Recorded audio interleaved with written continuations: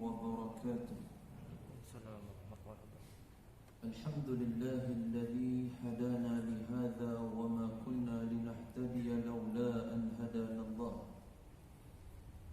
أشهد أن لا إله إلا الله وحده لا شريك له،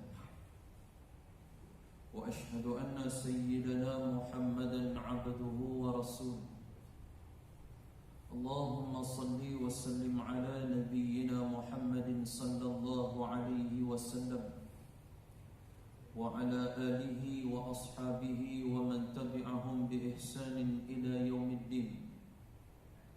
سبحانك لا علم لنا إلا ما علمتنا إنك أنت العليم الحكيم، ولا حول ولا قوة إلا بالله العلي العظيم. رب اشرح لي صدري ويسر لي أمري واحلل عقدة من لساني يفقه قولي. أما بعد، فيا أيها المؤمنون اتقوا الله، أوصيكم ونفسي بتقوى الله وطاعته فقد فاز المتقون.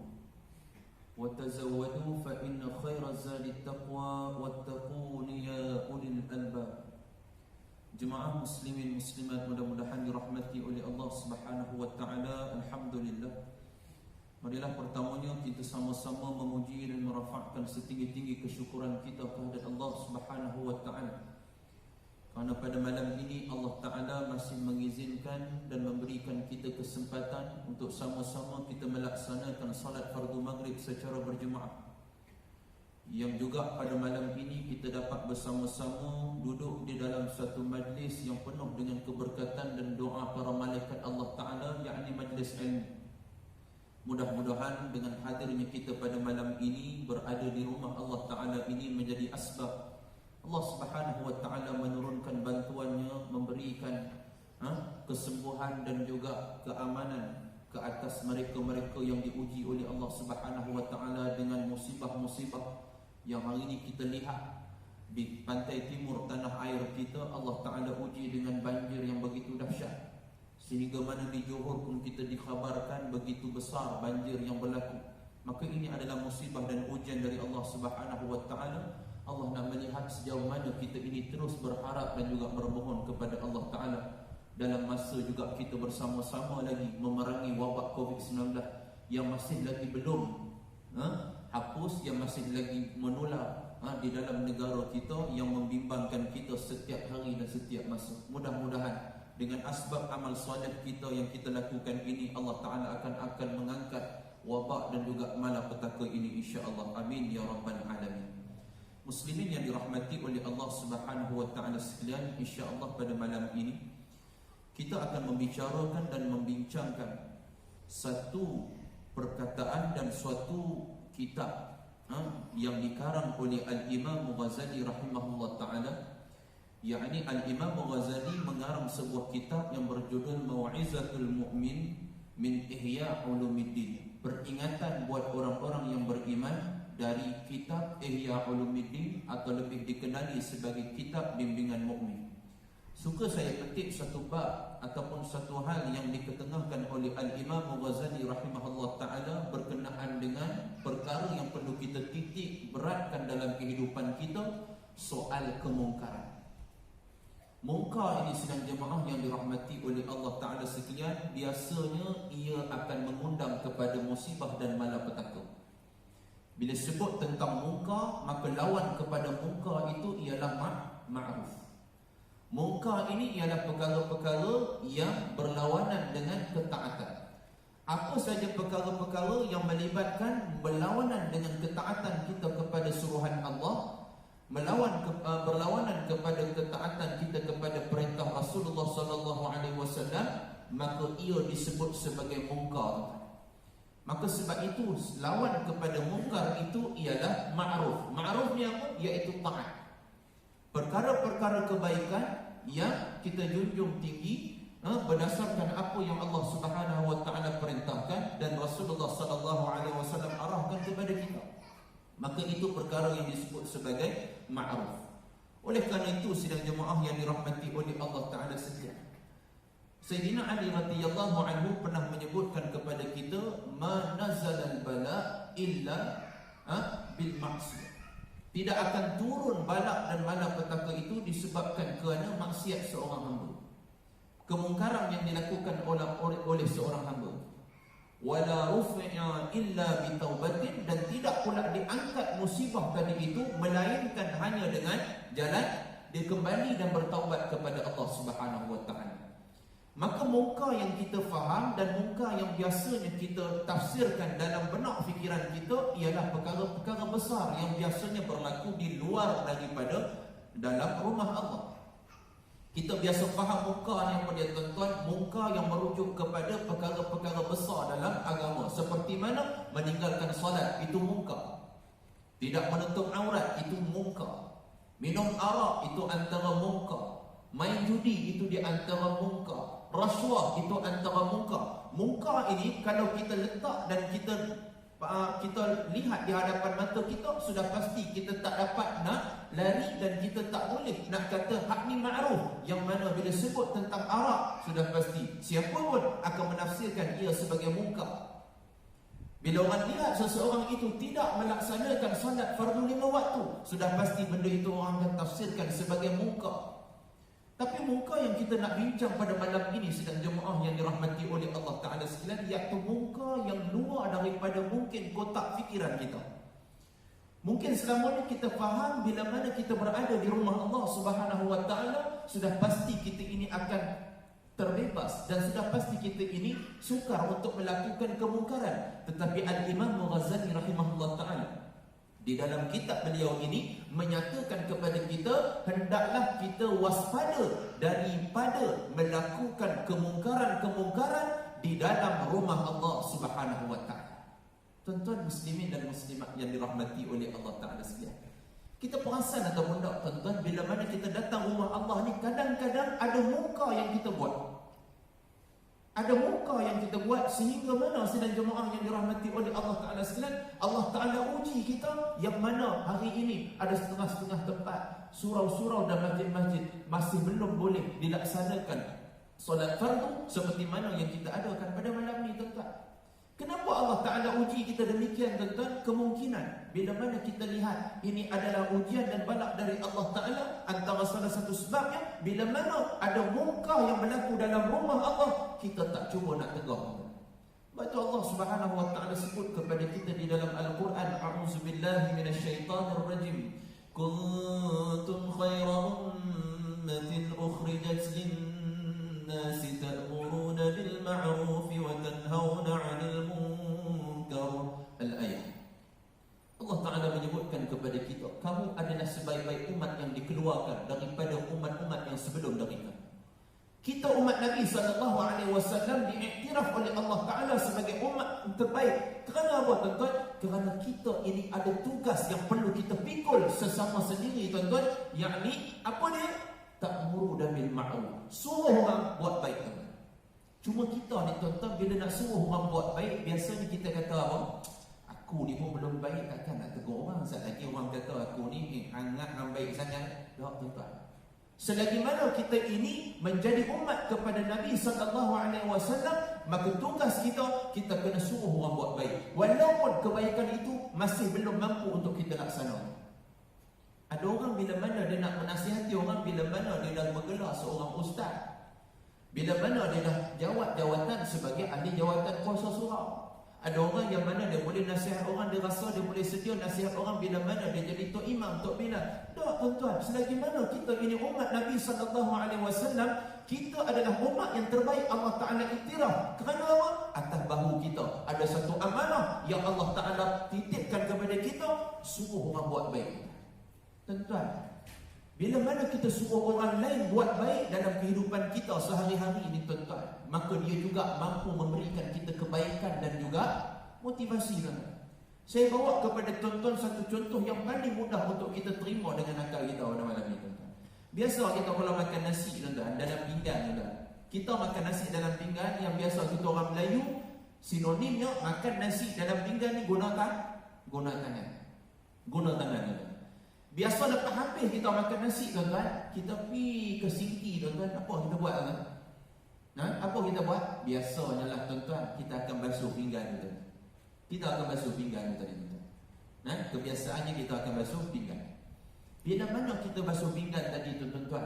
Ketika tu tuan-tuan, kita basuh pinggan tadi tu dengan tangan kita yang kotor berlemuh tadi tu tuan-tuan. Kita basuh pinggan tadi tu, kita buh sabun dan sebagainya. Ketika tu apa yang terjadi? Pinggan dan tangan kita sekaligus akan bersih. Itulah ibaratnya bila mana kita ini cuba mengajak orang kepada kebaikan dalam keadaan kita ini masih belum baik tuan-tuan. Tangan tadi itu ibarat diri kita yang kotor. Pinggan tadi yang kotor berlemuh tadi itu tuan-tuan, iaitu orang lain. Ketika mana kita cuba mengajak dia untuk melakukan kebaikan, sekaligus tuan-tuan, sebenarnya perasan ataupun tak, kita juga sedang memperbaiki diri kita tuan-tuan. Kita sedang memperbaiki diri kita. Sebab itu tuan-tuan, bila mana kita ni nak tegur orang tuan-tuan, nak ajak orang buat baik tuan-tuan, jangan kita kata aku ni belum baik lagi, mana perlu dan apa kepentingan untuk aku tegur orang. Tak tuan-tuan, nak jadi baik tuan-tuan, pertama sekali kita kena juga menegur orang dan ajak orang melakukan kebaikan. Yang kedua, kita ni baik, Allah Ta'ala iktiraf kerana apa? Ada tanggungjawab kita mencegah kepada kemungkaran. Sebab itu sidang jemaah yang dirahmati oleh Allah Subhanahu wa taala sekalian. Al-Imam Ghazali menyebutkan dalam kitab beliau ini, dalam bimbingan mukmin Hujjatul Islam, Abu Hamid Al-Ghazali rahimahullah taala menyebutkan, ketahuilah bahawasanya kemungkaran itu terbahagi ia kepada hukum yang makruh dan hukum yang haram. Bila mana kita lihat kemungkaran yang berlaku dalam masjid, kemungkaran yang biasa berlaku dalam rumah Allah ini, kata Al-Imam Ghazali, dia ada terpecah kepada dua bahagian yang kita perlu sama-sama mencegahnya daripada berlaku. Yang pertama, hukum mungkar yang makruh. Makruh sangat. Yang kedua, mungkar yang bentuknya haram. Baik. Kiranya kita katakan ini adalah kemungkaran yang makruh. Bila mana kemungkaran itu bentuknya bentuk yang makruh, maka hukum mencegahnya. Hukum kita menegur orang yang melakukan kemungkaran secara makruh itu, perbuatan mungkar makruh di dalam masjid itu, hukum kita menegur kemungkaran itu menjadi sunat yang dituntut. Bukan sunat saja, bahkan sunat yang sangat dituntut.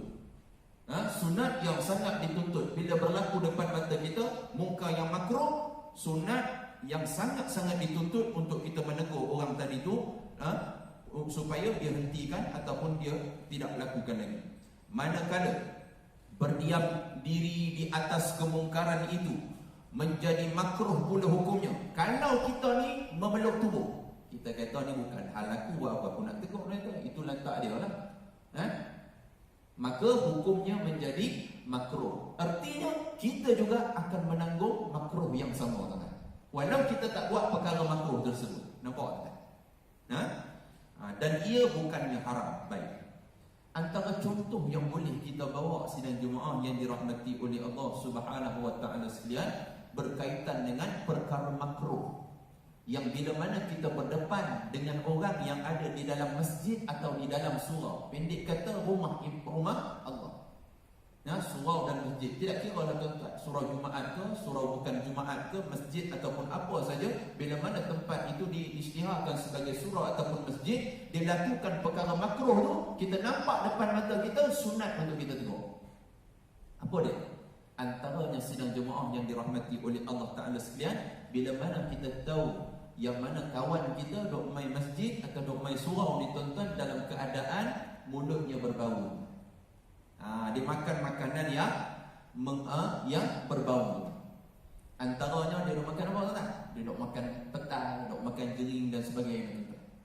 Bila mana kita tahu kawan kita tadi tu mulutnya berbau, maka kita yang kenal dia ni, seafdal-afdalnya kita yang kenal. Jangan orang yang tak kenal tuan-tuan. Orang yang kenal, kita rapat dengan dia, kita kata, Mat, hang punya mulut ni boleh tahan bau dah. Satu surau kita dah sembak ni. Maaf, makan apa tadi sebelum main ni? Aku baru makan buah kedua ni tuan. Kedah tu sedang jemaah yang dirahmati sekalian, dia punya bau, Allahu akbar. Ni satu surau bau tak? Saya pernah pergi ceramah satu tempat tuan. Surau ni agak besar sikit daripada tuan-tuan, kira penghawa dingin pula. Tuan-tuan fahamlah kalau penghawa dingin ni tuan-tuan, dia akan sebarkan bauan tu tuan-tuan, semerbak. Saya masuk pintu tuan-tuan, dia punya menangkap bau tuan-tuan. Saya kata ni bau jering. Saya kata siapa pula dah tahu makan jering main surau ni. Nak jadi cerita tuan-tuan, seorang haji panggil saya, Ustaz, dia panggil saya pergi kat dia. Duk cari-cari, Allah Ta'ala dorong. Yang hak panggil tu, dia makan tuan-tuan. Nak jadi cerita mudah tuan. Bila baru dekat dia, saya kata, Tuan Haji minta maaf, saya nak tengok sikit. Apa dia? Tuan Haji tadi sebelum main sini makan apa? Saya punya makan sedap, jering petai semua. Saya kata, ada pula petai jeruk apa semua. Allah, dia kata. Saya kata, Ji, mulut Haji ni rasa-rasa ada bau ni. Saya masuk tadi bau. Oh, sungguh bau tak? Saya dah gosok gigi dah. Yalah, gosok gigi pun kiranya berbau dah ni. Kita semua kan. Dia kata, lebih baik kalau kata Haji keluar balik, gosok gigi ke apa, ikhtiar. Kalau kata tak boleh juga, malam ni Haji MC dulu lah main sini. Pasal apa dia bakal mengganggu orang lain. Yang kata orang lain, saya nak mengajak malam ni kiranya dah pening kepala ni. Ya sungguh kan, tadi tak ada orang pun tegur. Ni dia tuan-tuan. Benda ni bila mana berlaku depan mata kita, yang hukumnya makruh tadi sidang jemaah, kita sunat yang sangat dituntut kita tegur. Sebab itu tuan-tuan, hari ni cara mana kita nak menegah perkara ni? Autoriti yang paling utama boleh menegurnya ialah mereka yang ada jawatan dalam surau ataupun masjid. Caranya kita nak buat lagu mana tuan-tuan? Nak tegur secara lisan, mungkin kita takut orang menggurih orang, tergurih hati, perasaan dan sebagainya. Maka kita gunakan medium apa? Ni kan? Ni skrin ni tuan-tuan.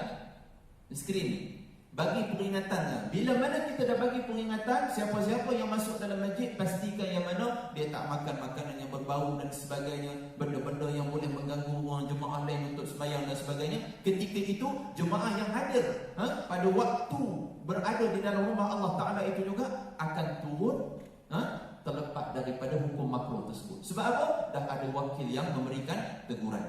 Dah ada wakil yang memberikan teguran. Sebab itu tuan-tuan, dalam soal nak menegur kemungkaran ni tuan-tuan, benda yang paling utama ialah puasa. Kita ada autoriti, mudah untuk tegur.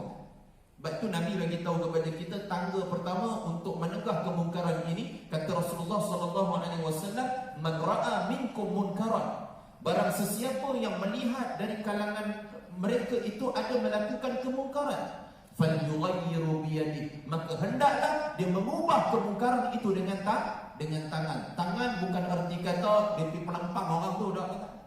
Tangan dengan arti kata kuasa, autoriti yang ada untuk dia mencegah kemungkaran tersebut terus berlaku. Maka ahli datang kuasa, dia perlu bijak bagaimana cara untuk menegah mungkar yang bentuknya makruh ini terus berleluasa dan terus berlaku juga.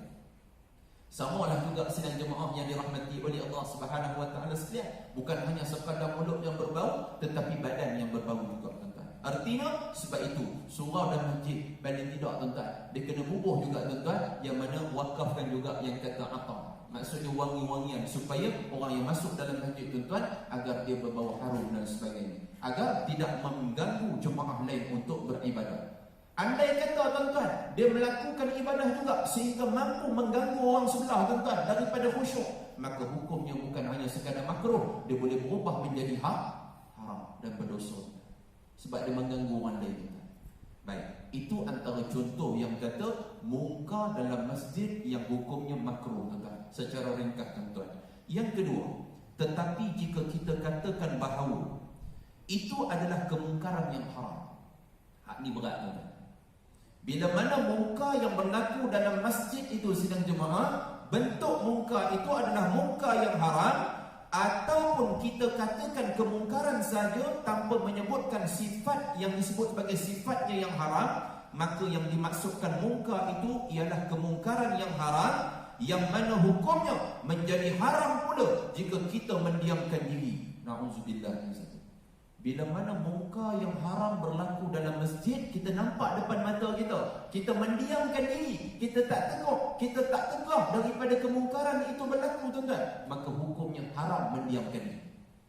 Bila hukumnya haram mendiamkan diri sidang jemaah yang dirahmati oleh sekalian, padahal kita berkuasa untuk mencegahnya, artinya kita sedang melakukan dosa. Walaupun kita main nak sembahyang, nak baca Quran, nak iktikaf, tapi bila mungkar berlaku depan mata kita, mungkar itu jelas haram, maka hukum berdosanya kita akan tanggung sidang jemaah.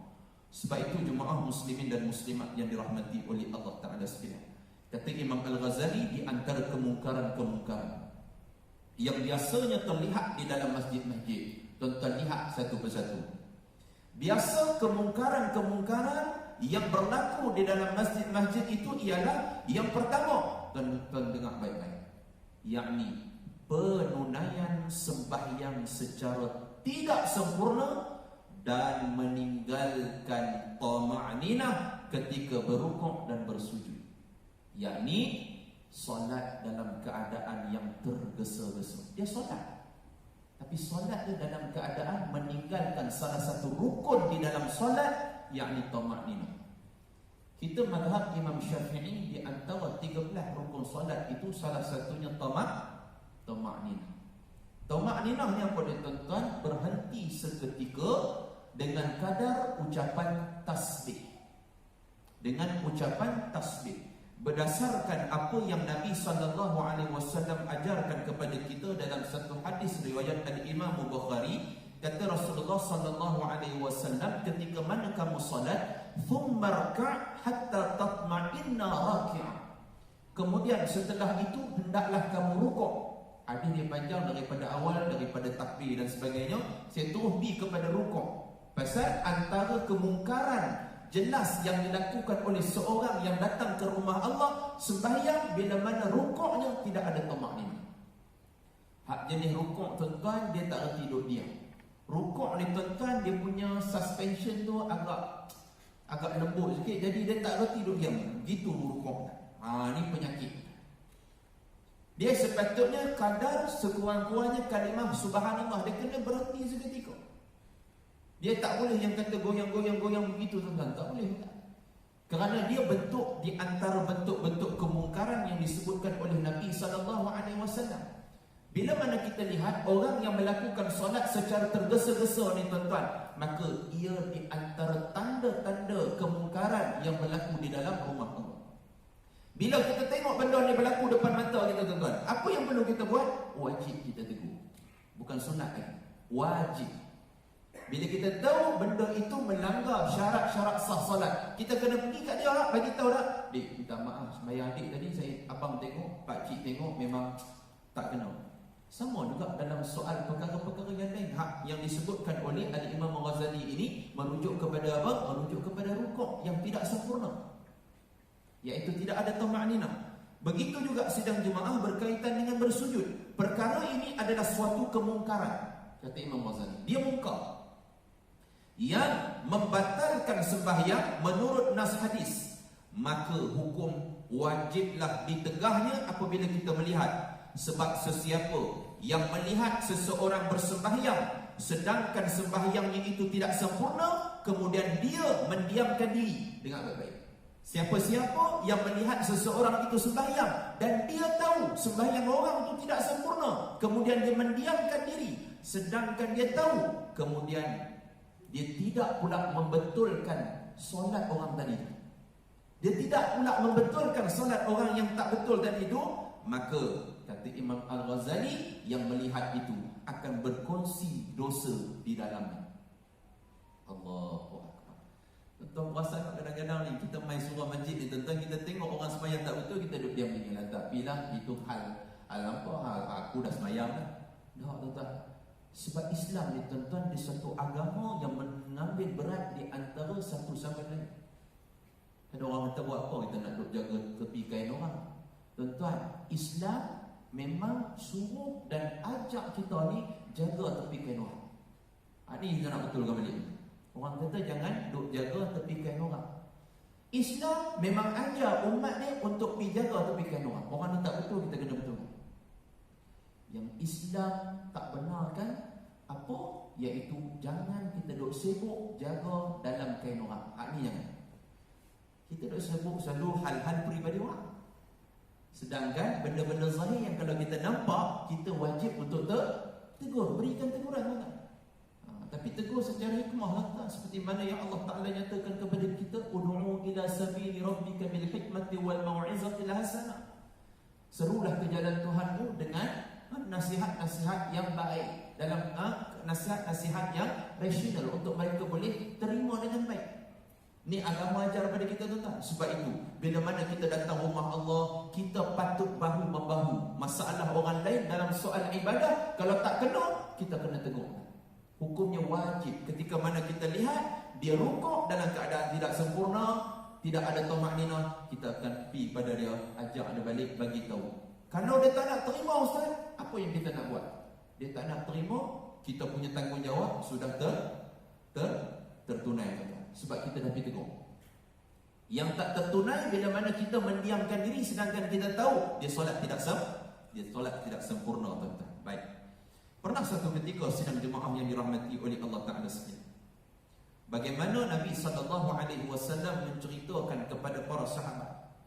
Hadis yang direkodkan oleh Imam Ahmad di dalam musnadnya, kata Rasulullah SAW, aswa'un nas, seburuk-buruk manusia, sejahat-jahat manusia, siapa mereka itu? Sariqatan ladzi yasriqu min salat, orang yang mencuri dalam sembahyang. Tuan-tuan, bila mana kita sebut tentang pencuri ni tuan-tuan, perompak ni tuan-tuan, ada ke kalangan kita ni bila sebut dia ni pencuri, perompak, kita akan angkat dia, oh ni orang baik? Tak ada kan? Setiap pencuri dan perompak pasti orang akan tafsirkan ni orang jahat. Tapi Nabi ada bagi tahu lagi jahat daripada perompak dan pencuri yang biasa kita tafsirkan jahat itu, yakni mereka yang duk kerja mencuri dalam sembahyang. Ni lebih teruk, kata Nabi SAW. Dia sembahyang tapi dia ni jahat. Sebab apa? Sebab dia mencuri dalam sembahyang. Para sahabat ridwanullah alaihim ajma'in bertanya kepada Rasulullah, qalu ya Rasulullah, wa kaifa yasriqu min salati? Wahai Rasulullah, bagaimana pula yang kau maksudkan dengan orang yang sembahyang, dalam sembahyang dia boleh mencuri pula? Sahabat duk pening. Macam mana pula yang Nabi boleh gambarkan dan Nabi cerita orang sembahyang boleh mencuri pula? Maka Nabi SAW sebutkan, qala la yatimmu ruku'aha wa la sujudaha.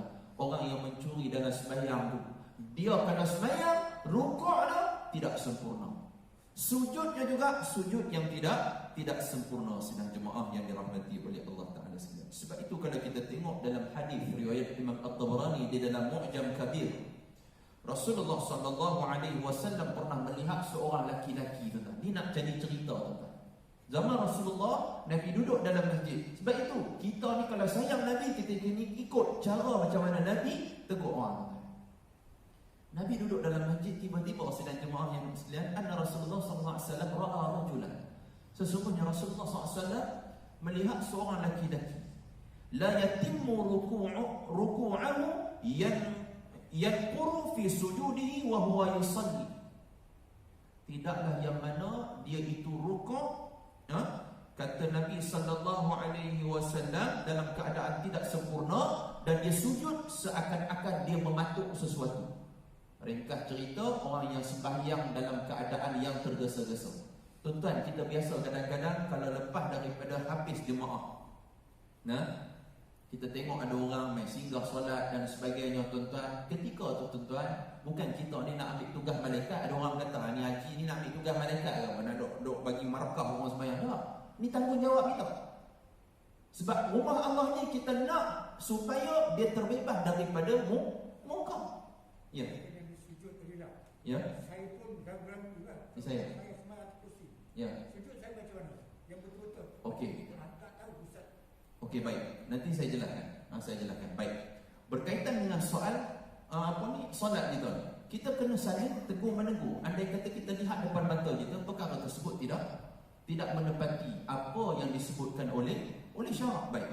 Nabi kata dalam hadis ini, dia melihat seorang laki-laki dia sembahyang dalam keadaan rukuknya tidak sempurna, yakni terlalu laju. Kita biasa kalau tengok orang sembahyang kalau terlalu laju. Kadang-kadang kita biasa kadang singgah di mana-mana tentang RNR ke mana tuan-tuan. Kita nak masuk baru rakaat kedua, orang tadi yang masuk lewat tu tuan-tuan, dia dah bagi salam. Ada jadi orang laju, kita kata dia ni baca dalam sembahyang. Dalam keadaan yang rukuknya sujudnya pun dalam keadaan yang terlampau laju dan sebagainya. Ini salat yang tergesa-gesa begini. Nabi SAW sebutkan dalam hadis ini, faqala Rasulullah SAW, ini ancaman. Law mata hadha ala halih hadhi mata ala ghairi millati Muhammadin sallallahu alaihi wasallam. Kata Nabi, kalau orang dikekalkan sembahyang yang laju macam ni, orang ni sembahyang dalam keadaan yang laju, jadi dia tak perbaiki dengan baik, maka kalau dia mati ditakdirkan oleh Allah Ta'ala, maka dia mati keluar dan di luar daripada jalan apa yang Nabi SAW bawa, yakni bukan di dalam Islam. Sidang jemaah yang Islam, ini ancaman paling besar. Baik, persoalan daripada jemaah tadi yang mana berkenaan dengan solat kita ketika mana kita ni dikira sebagai orang yang uzur. Maksudnya ketika saat kita ni tak boleh nak turun sujud seperti mana orang lain. Maka dalam rukhsah, iaitu dalam fiqh, dalam agama, membenarkan kita ini sujud dalam kadar yang mana kita mampu. Baik, posisinya macam mana? Baik, posisinya ialah rendah sedikit daripada rukuk yang biasa kita lakukan. Contoh kata kita boleh rukuk macam biasa, kita rukuk macam biasa, tapi yang masalahnya sujud kita tak boleh. Kalau kita turun nak bangkit balik, dah jadi masalah. Maka kita boleh sujud kadar yang mana di atas kerusi, menundukkan kepala kita pada taraf yang mana kita mampu. Kalau bawah sangat boleh bawa kepada tumbang, maka perlu dielakkan. Sekadar mana yang kita mampu. Wallahu a'lam. Pasal ulama-ulama membahaskan perkara solat atas kursi ni tuan-tuan panjang lebar. Panjang lebar. Ada setengah-setengah ustaz kadang-kadang terlampau keras tuan-tuan, dia kata ni mana ada ajak sembahyang atas kursi ni. Dah tuan-tuan. Memang bila mana kita lihat ada orang yang mana dia sembahyang kata kenapa tak solat duduk, kita kena tengok. Ada orang kadang kalau duduk bawah tuan-tuan dia masalah. Duduk bawah tuan-tuan dia akan sakit lagi ataupun dia akan memudaratkan diri dia. Itu ikut kadar kemampuan diri dia. Solat ni kita tak boleh nak tafsirkan dan nak tengok orang ni kalau bila berkaitan dengan uzur, kita tak boleh kata cara dia ni salah. Tak boleh. Sebab itu kadar yang dia mampu. Tapi yang dikatakan salah itu jelas bila mana ketika kita lihat dia itu normal. Solat tidak ada rukhsah, dia normal, tapi dia semayang dalam kadar yang tidak menepati apa yang dijelaskan oleh syarak, seperti mana rukuk yang tidak sempurna, terlampau laju, sujud yang terlampau laju dan sebagainya. Oleh kerana itu sidang jemaah yang dirahmati oleh Allah Ta'ala sekalian, sama juga dalam soal rukun-rukun dalam semayang. Berapa ramai orang yang mana kadang-kadang dia semayang tuan-tuan, dia tidak menitik beratkan soal rukun-rukun yang melibatkan rukun qauli, rukun qalbi dan rukun fi'li. Hak ni tuan-tuan kena mengaji berkaitan dengan solat ni tuan-tuan. Guru fiqh tuan-tuan pun saya pasti tuan-tuan ada mengaji fiqh tuan-tuan. Tuan-tuan kena tanya secara detail tuan-tuan. Berkaitan dengan qauli ni kadang-kadang tuan-tuan orang kita dia ambil ringan tuan-tuan. Sedangkan dia rukun qauli seperti takbiratul ihram. Seperti mana takbiratul ihram. Takbiratul ihram ni tuan-tuan yang menjadi rukun ialah lafaz, bukan angkat tangan lu. Angkat tangan itu hukumnya sunat tuan-tuan. Lafaz kalimah Allahu Akbar, Allahu Akbar mesti sempurna kita lafaz dengan lidah kita, mulut kita mesti bergerak, iaitu ketika nak masuk sembahyang takbiratul ihram kena lafaz sempurna, tak boleh disenangkan dengan perkataan lain. Contoh Allah Akbar, tak boleh. Dia mesti sempurna. Allahu Akbar, sempurna. Tapi berapa ramai orang kadang-kadang tuan-tuan, tangan diangkat tu tuan-tuan macam nak naik syekh, angkat takbir kan. Allah tak bunyi langsung tuan, mulut ni tak lafaz. Maka bila mana tak lafaz, dia angkat takbir, cara mana pun tuan-tuan, solat dia tak sah. Sebab apa tuan-tuan? Sekurang-kurang dia mesti telinga dia dengar. Tak payah kuat sangat tuan-tuan. Imam dah kuat, dia pun nak kuat. Allahu Akbar, Allahu Akbar. Oh, balik Mekah. Dia jadi lagu tu tuan-tuan. Dia semangat lain macam tuan-tuan. Dah, maksudnya sekadar Allahu Akbar, sekadar telinga dia dengar tuan-tuan. Jangan duk bisu tuan-tuan. Tapi kita lihat berapa ramai orang yang angkat takbir, mulut tak bergerak, lidah lagi dah tak bergerak tuan-tuan, bunyi lagi dah tak ada tuan-tuan. Bunyi lagi dah tak ada, dia angkat lagu tu tuan-tuan. Mana yang nak dikatakan sah? Yang dikatakan takbiratul ihram rukun itu mana? Lafaz Allahu Akbar. Sama juga tuan-tuan dengan hal-hal yang lain seperti mana sujud. Berapa ramai orang yang kadang-kadang ketika mana dia boleh sujud di atas lantai, dia boleh sujud di tempat sujud tuan-tuan, dia tidak memenuhi rukun-rukun sujud, yakni mengenakan 7 anggota yang diwajibkan. Antaranya kepala, kemudian 2 tapak tangan, lutut dan juga 2 perut-perut jari-jari kaki tuan-tuan. Dia mesti tekak betul-betul gitu tuan-tuan. Dia tak boleh lipat dengan orang tu tuan-tuan. Dia tak boleh angkat macam tu. Ada orang kadang-kadang dia nak shortcut punya sembahyang tuan-tuan. Dia siap-siap tuan-tuan, dia sujud tuan-tuan, dia dah siap lipat kat belakang tuan-tuan. Dia kata saat lagi tak payah nak kona banyak-banyak, duduk terus je tuan-tuan. Rakaat Ada jenis orang kadang-kadang dia sujud tuan-tuan dalam keadaan kaki dia tak kena ke lantai tuan-tuan. Dia terangkat macam tu tuan-tuan. Terjongkit. Saya pun tak tahu pasal apa. Mungkin kepala berat sangat ke sampai kaki tak boleh nak letak jejak tanah tuan-tuan. Hak ni enggak kategori yang mana sujud tidak sempurna tuan-tuan. Nabi menyebutkan dalam hadis umirtu an asjuda. Aku disuruh dan diperintahkan oleh Allah Ta'ala untuk sujud pada mana? Sab'in a'zam, iaitu 7 anggota. Nabi diperintahkan untuk sujud pada 7 anggota ini. Antaranya ulama Syafi'iyah menyatakan 7 anggota itu ialah dahi, 2 tapak tangan, 2 perut-perut tangan ini, kemudian ni lutut, dan juga 2 yang dikatakan perut-perut jari kaki. Dia mesti letak gitu. Dia tak boleh yang kata dia sengitkan begitu, dia lipatkan kaki begitu dan sebagainya. Tak, dia kena tegak kaki ni tuan. Sebab itu dalam solat ni tuan-tuan, kadang-kadang kita anggap itu adalah ketaatan, tetapi dalam masa yang kita tak perasan kita sedang melakukan kemungkaran. Sebab itu Allah Ta'ala ingatkan di dalam Al-Quran berkenaan dengan orang solat, tapi solat mereka itu membawa kecelakaan. Wailul lil musallin, kata Allah. Kita ingat ayat tu tuan-tuan, surah Al-Ma'un. Wailul lil musallin, Allah Ta'ala. Celaka bagi orang-orang yang solat. Siapa mereka yang celaka dalam keadaan solat? Alladzina hum 'an salatihim sahun. Iaitu orang solat tapi solat mereka itu lalai. Lalai dalam mana tuan-tuan? Lalai yang mana mereka ini tidak menitik beratkan soal rukun-rukun dalam sembahyang. Mereka hanya sekadar kata hasal aku sembahyang, kira 4 lah dah tuan-tuan. Kira selesai dah tuan-tuan. Dia kena teliti balik. Sebab itu bila mana kita dengar ada surau masjid dan sebagainya anjurkan program-program kesempurnaan ibadah solat, maka ketika itu tuan-tuan kita kena usaha bawa diri kita pergi dengar tuan-tuan. Kadang orang kata aku ni khusus solat ni dah banyak kali. Tak, jangan kita pernah rasa jemu. Sebab semakin kita belajar, semakin kita mengaji, kita akan rasa jahil sungguh. Rupanya banyak lagi salah dan silap aku lakukan dalam sembahyang. Maka koreksi solat kita, perbaiki solat kita. Kerana solat kita itu tuan-tuan, dia adalah perkara yang pertama yang akan dinilai di sisi Allah Subhanahu Wa Taala ketika mana kita pulang menghadap Allah Subhanahu Wa Taala. Sebab itu sidang jemaah penutupnya. Dalam bab solat ni tuan-tuan, saya suka petik apa yang disebut oleh Al-Imam Ahmad di dalam musnadnya daripada Abu Hurairah radhiyallahu anhu. Kata beliau, amarani Rasulullah sallallahu alaihi wasallam bi thalathin wa nahani an thalath. Aku pernah diperintahkan oleh Rasulullah, kata Abu Hurairah, 3 perkara dan aku ditegah untuk melakukan 3 perkara. Aku diperintah oleh Rasulullah untuk melakukan 3 perkara dan aku ditegah oleh Rasulullah untuk apa? Sidang jemaah yang dirahmati oleh Allah Subhanahu Wa Taala sekalian, yakni daripada 3 perkara. Nabi tegah 3 perkara yang Rasulullah SAW suruh buat apa dia? Yang pertama, Nabi SAW perintahkan kepada aku untuk melaksanakan setiap hari solat duha kurang-kurang 2 rakaat. Ini Nabi perintah pada Abu Hurairah. Yang kedua, Nabi perintahkan kepada aku untuk aku puasa sekurang-kurangnya 3 hari dalam 1 bulan Islam. Dalam tempoh sebulan Islam tu 3 hari sekurang-kurangnya. Kalau boleh kita pilihlah yang kata ayyamul bayd, 13, 14, 15 hari putih, puasa hari putih 3 hari sekurang-kurang. Yang ketiga, Nabi perintahkan kepada aku yakni selain daripada sidang jemaah yang dirahmati oleh Allah Ta'ala sekalian, pertama tadi berkaitan dengan yang pertama saya sebut apa tadi tuan-tuan? Yang pertama apa tadi tuan-tuan?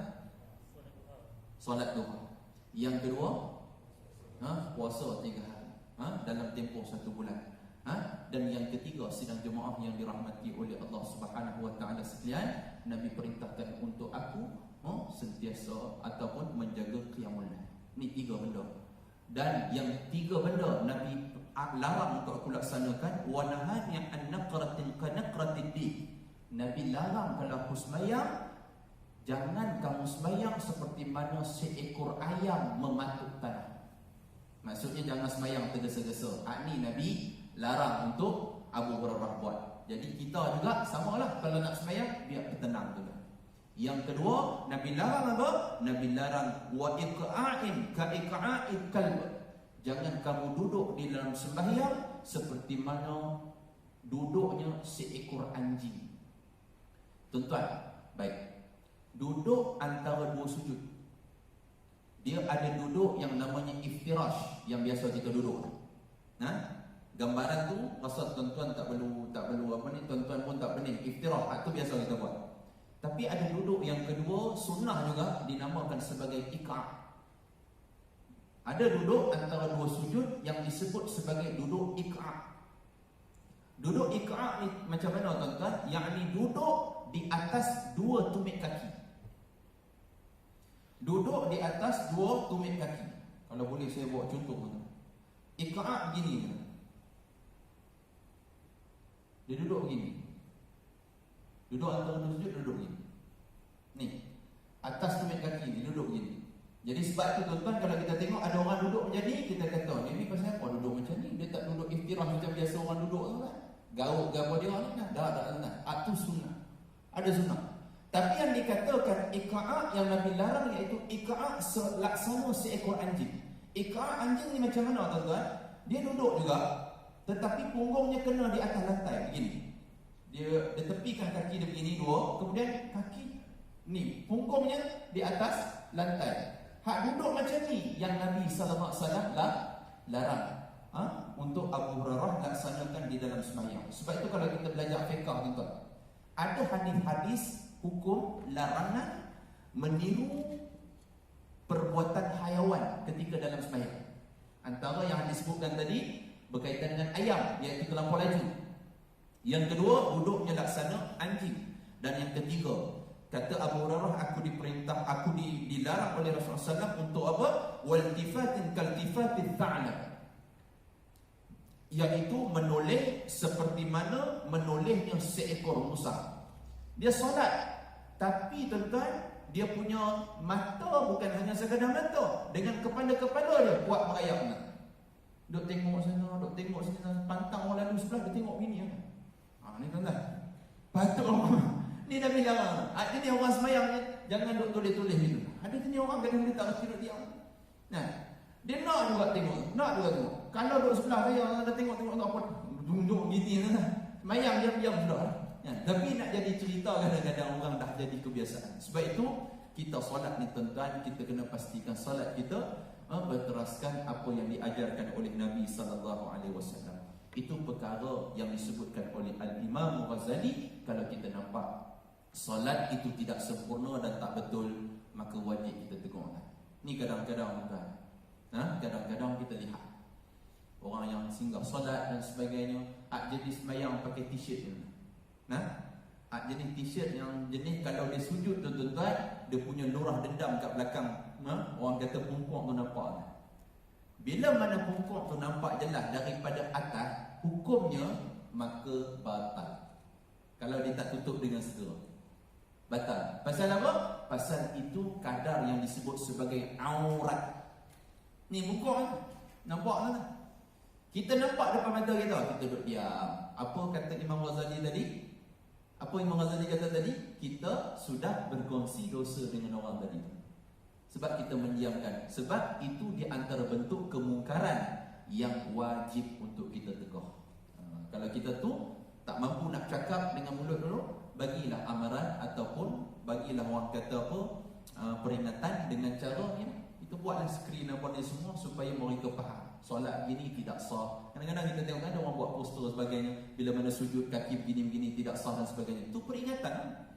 Jadi itu di antara bentuk kemungkaran yang bila mana berlaku dalam masjid, wajib untuk kita tegur tuan-tuan.